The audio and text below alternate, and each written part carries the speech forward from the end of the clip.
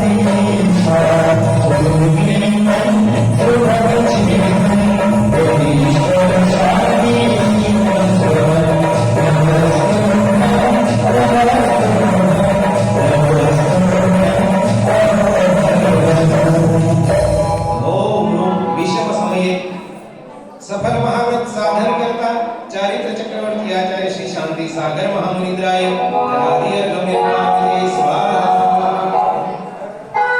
सरलता नेत्र से चलेंगे सुगंध से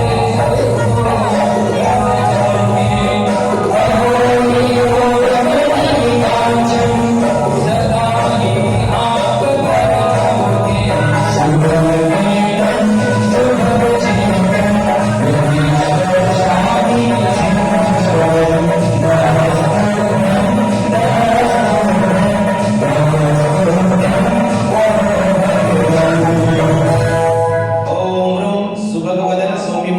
चारित्र चक्रवर्ती आचार्य श्री शांति सागर महामुनीन्द्राय जलादि अर्घ्यं निर्पामिति स्वाहा।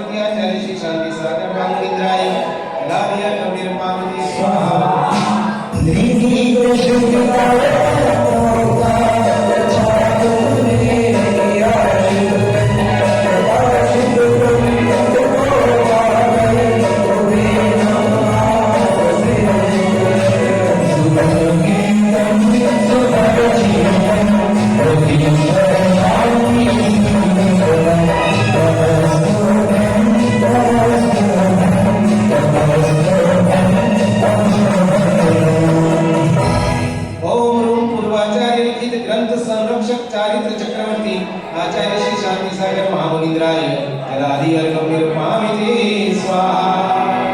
जगाई आपने घर घर गुण मीठा हरी रंगा जहाँ देखो वहाँ जगता तुम्हारे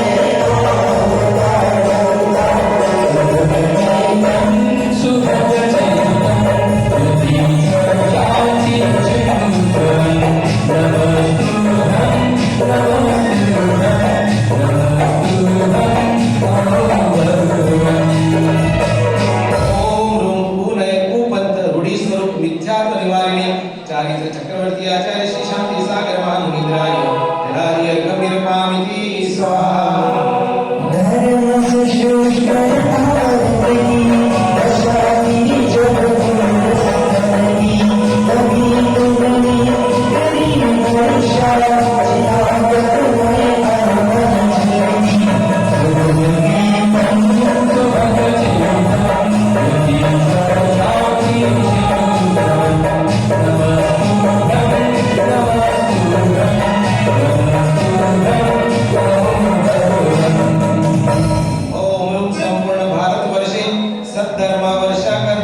चारित्र चक्रवर्ती आचार्य श्री शांति सागर महामुनीन्द्राय जलादि अर्घ्यं निर्पामिति स्वाहा। परीक्षा आपकी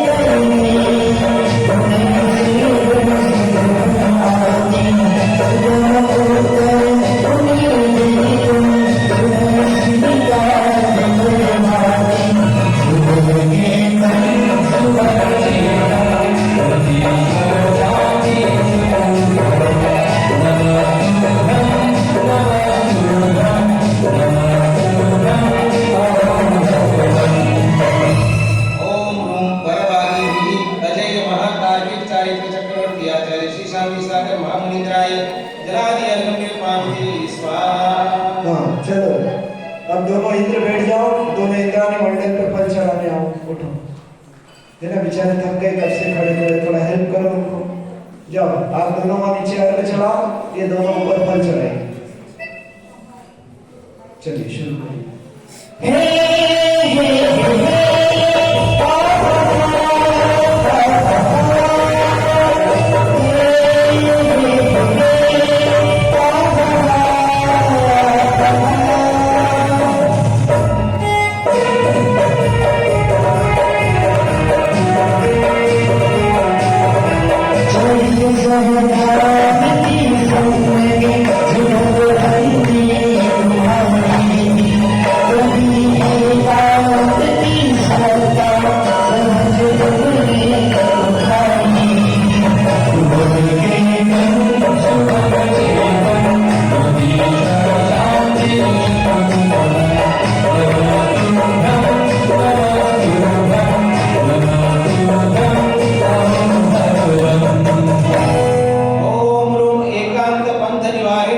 चारित्र चक्रवर्ती आचार्य श्री शांति सागर महामुनीन्द्राय राधियर्घ्यं निरपामिति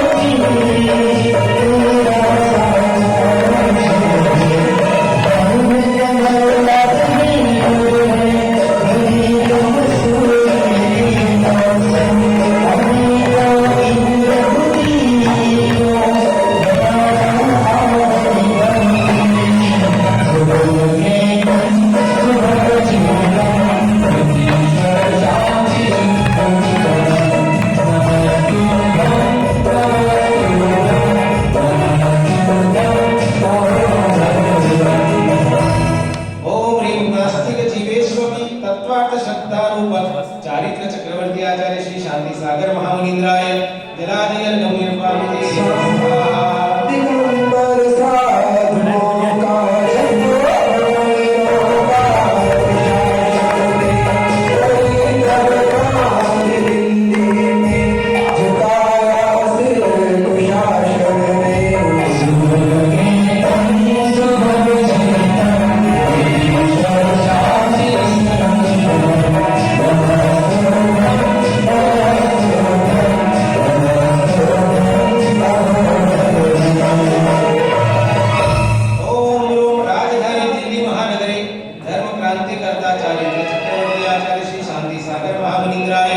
जलाधियर्घ्यं निरपामिति स्वाहा। तुम्हारे पुण्य से गुरुवर हुआ है जहाँ भी हाथ डाला वहाँ सोना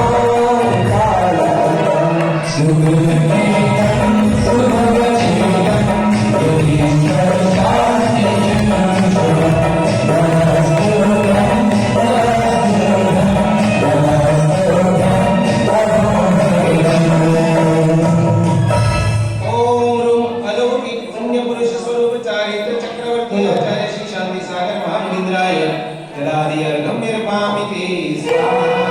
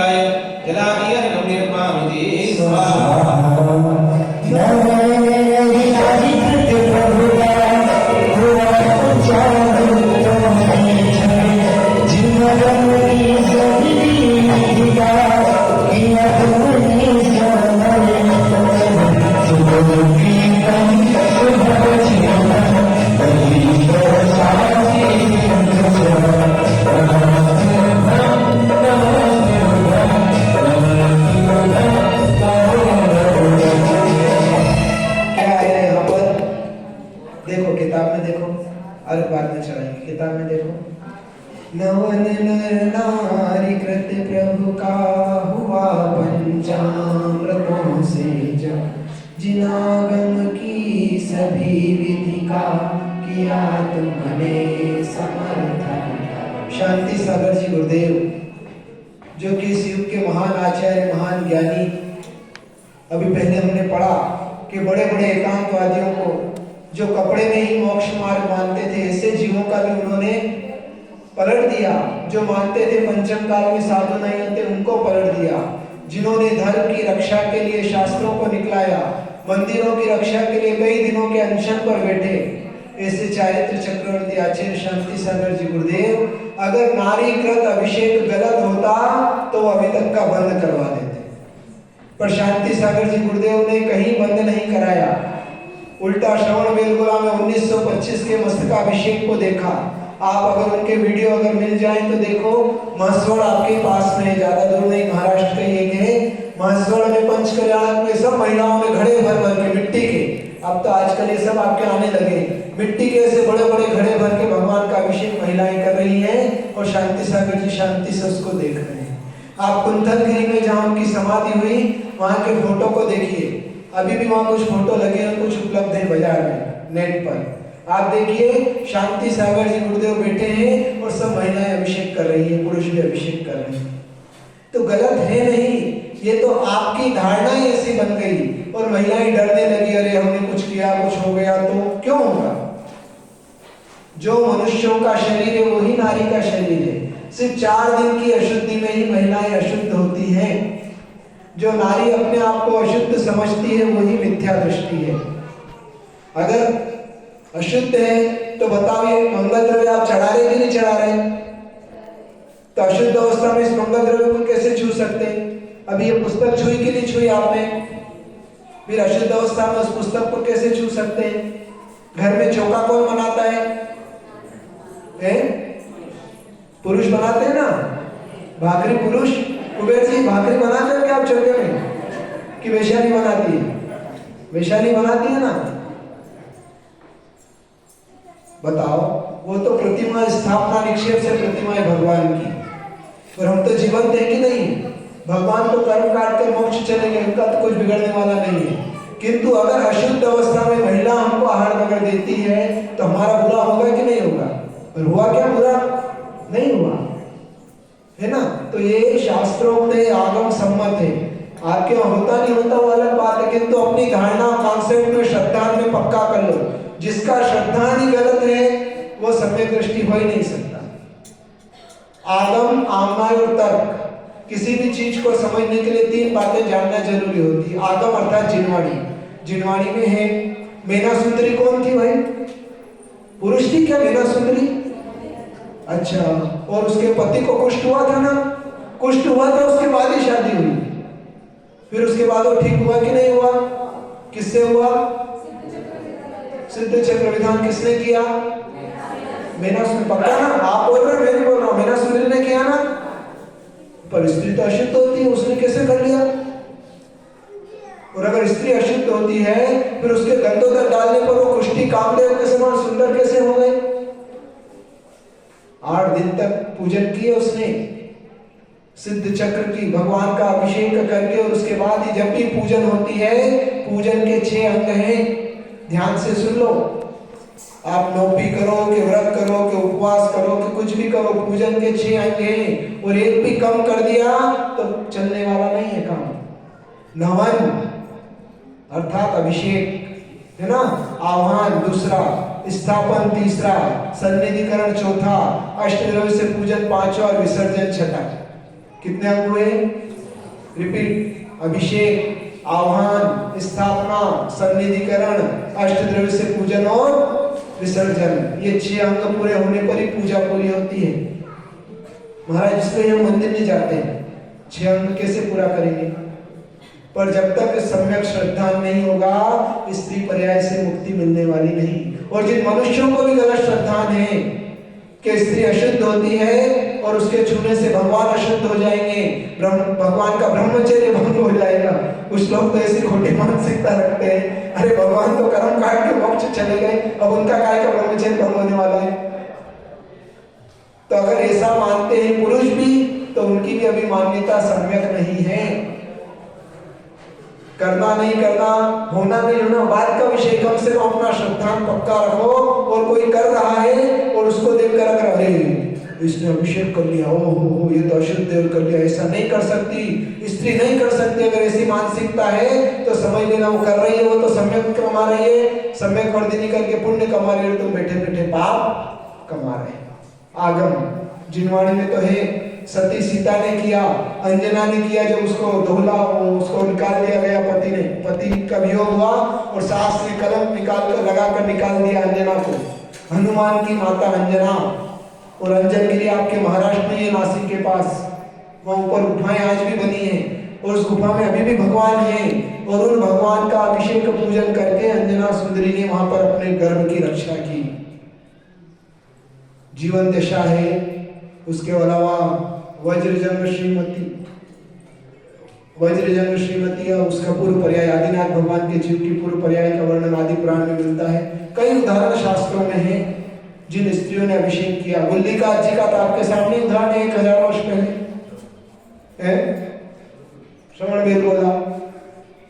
तो इतने सारे आगम में आमना एक प्राचीन परंपरा, तो 1000 वर्ष पुरानी परंपरा श्रवण बेल बोला की, और आज भी कई जगह होता है। फिर तर्क मैंने बहुत सारे दे दिए। अगर स्त्री अशुद्ध है तो फिर हलगा पूजा कौन करता है? हलगा पूजा है, कल से आदमियों से कराओ। घट यात्रा में कलश लेकर कौन चलता है? वेदी शुद्धि कौन करता है? कलश शुद्धि कौन करता है? शिखर शुद्धि कौन करता है? माता ही करती है ना। अगर माता अशुद्ध है तो एक अशुद्ध महिला के द्वारा उस वेदी की शुद्धि कैसे हो सकती है? सुवर्ण सौभाग्यवती कौन बनता है? पुरुष बनते हैं क्या? सौभाग्यवता नहीं, सुवर्ण सौभाग्यवती स्त्री ही बनती है। और देखो शची इंद्राणी सर्वप्रथम भगवान का उपलेपन करके, दर्शन करके, उपलेपन तो बाद में करती है, उन भगवान को हाथ में लेकर दर्शन करके और ऐसा परिणाम शुद्धि करती कि अपने अनंत मिथ्यात्व को नाश करके सम्यक दृष्टि हो जाती है। एक सोधर्म इंद्र के कार्यकाल में 40 नील इंद्राणियां सम्यक दर्शन प्राप्त करके और अगले पर्याय में मनुष्य बन के मोक्ष चली जाती है। स्त्री पर्याय से छुट्टी अच्छी है क्या? स्त्री पर्याय कितनी पराधीनता है, मैंने परसों भी कहा था। इसलिए जब भी अवसर मिले करो, चूको मत। अब आपके यहाँ तो आप लोग करते नहीं हो, इसलिए हो गया। तो अधिकार है, भारतीय संविधान की धारा में लिखा हुआ है, बता देता हूँ आपको। मैं झगड़ा कराने नहीं आया हूँ समाज में, पर जो सत्य वो बता रहा हूँ। आपके यहाँ की जो परंपरा है आप जानो, पर जो सत्य वो बताना तो हमारा काम है। भारतीय संविधान अनुच्छेद 14-18 में नारी को पुरुष के समान पूरा अधिकार है। पूजा के विधि में नर नारी का भेद अगर कोई करता है तो वो कानूनन अपराध है ना। आप कोर्ट में याचिका भी दायर कर सकती हो, मैं करने का नहीं बोल रहा हूँ, है ना। नहीं तो कल से कि महाराज आए हमारे यहाँ झगड़े, मैं ऐसा नहीं कह रहा हूँ। मेरा तो सिर्फ इतना कहना है कि अपना श्रद्धान सम्यक बनाओ और जब भी अवसर मिले आगे बढ़ के करो। क्यों? सम्यक दर्शन प्राप्ति का वो ही कारण है आपके लिए, वरना स्त्री पर्याय से मुक्ति बहुत दुर्लभ है। कितनी पराधीनता है। पहली बात मैंने परसों भी कहा, पहले तो कोई माँ चाहती नहीं कि गर्भ में मेरे कोई स्त्री आ जाए। वो स्त्री होकर स्वयं स्त्री को नहीं चाहती है। स्त्री ही स्त्री की सबसे बड़ी दुश्मन। देखो आज लड़का लड़की नहीं मिल रहे तो क्या है, वो कंडीशन रेशियो क्यों बिगड़ा? पहले बहुत माताओं ने बच्चा चाहिए, मुल्ला चाहिए, मुल्ला चाहिए, अबॉर्शन बहुत कराया, तो वो रेशियो बिगड़ गया। अब आज पछता रहे, है ना। तो वो नहीं, जैसे तैसे जन्म भी हो गया तो बचपन में माता पिता की पराधीनता, बड़े होकर भाई की पराधीनता, समाज की पराधीनता, शादी हो गई तो पति की और सास ससुर की पराधीनता, पति नहीं रहा विधवा हो गई तो बेटे की पराधीनता। कहां तक? वो काम सबसे ज्यादा आप करते हो। सुबह उठने से लेकर रात को सोने तक सबसे पहले उठती है माताएं, घर का झाड़ू पोछा बर्तन व्यवस्था सब कुछ आप करती है। बच्चों को तैयार करना, पति के कपड़े धोना, पति का, सास का, ससुर का, सबका देखती है। और किसी के घर में गाय भैंस है तो धार भी करती है, शेड भी उठाती है, सब कुछ काम करती है। सब शाम को सबके बाद में सोती है तो भी अधिकारों से वंचित है। इससे बड़ी दुर्दशा आपकी और क्या होगी? सोचिए आप। तो विचार करने योग्य बात है, सोचना चाहिए। यह विषय निकला इसलिए आपको बता दिया कि स्त्री अभिषेक कर सकती है, नारी अशुद्ध नहीं है। अपने आप को अशुद्ध मत मानो। एक कोई कहता है कि उनका शरीर सप्त धातु से बना है, तो भाई पुरुष का भी सप्त धातु से शरीर बना है। समूर्छन जीव उत्पन्न होते हैं तो स्त्री के होते हैं, तो पुरुष के शरीर में भी समूर्छन जीव उत्पन्न होते हैं। फिर कोई स्त्री मोक्ष नहीं जा सकती इसलिए उसको अभिषेक नहीं करना चाहिए। वही तो पंचम काल में तो पुरुष भी मोक्ष नहीं जाते, तो इनका भी अभिषेक बंद कर दो। तर्क इतने सारे हैं तो उसका जवाब भी है, किंतु जिसके पास जिह्वाणी है, आगम चक्षु है, वह आगम के अनुसार चल के अपनी